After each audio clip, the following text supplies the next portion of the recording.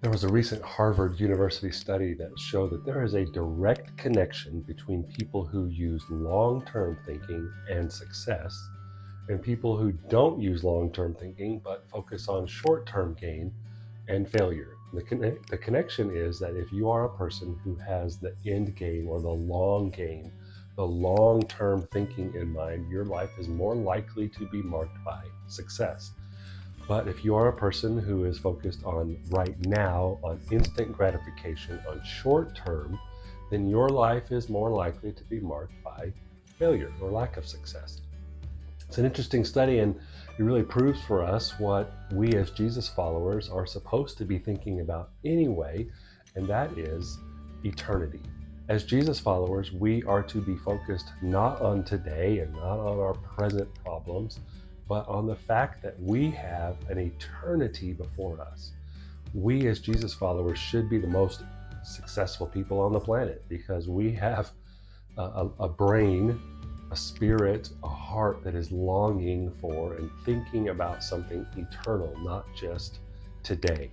And so if you struggle with that instant gratification and the short-term thinking, I want you to consider what Paul said in Romans chapter 8. He said, since we are the children of God, we will possess the blessings that he keeps for his people.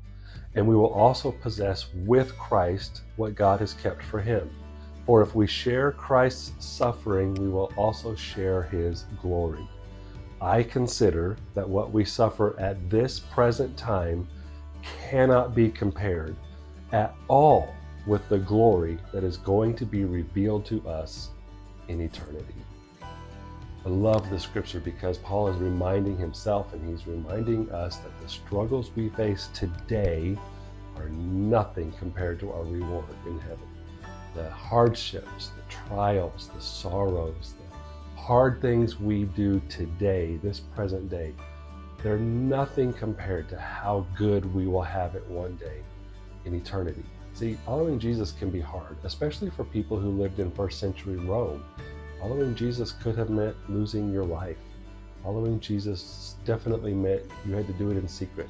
Following Jesus meant you might lose your job, everything you own, and your children might be taken from you. Following Jesus in first century Rome was very difficult. Following Jesus in 21st century America is difficult. There are so many distractions. Our attention is divided. We have difficulties and pains and sorrows in our life, just like those people in Rome did.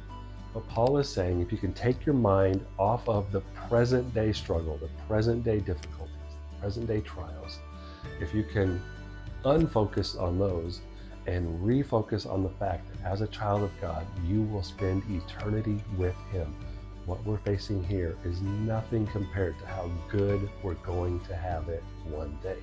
So, as a Jesus follower today, wherever you go, if you're struggling, if you're having a hard day, if you're facing pain and sorrow, and you're tempted just to focus on that, remember that you were made for eternity.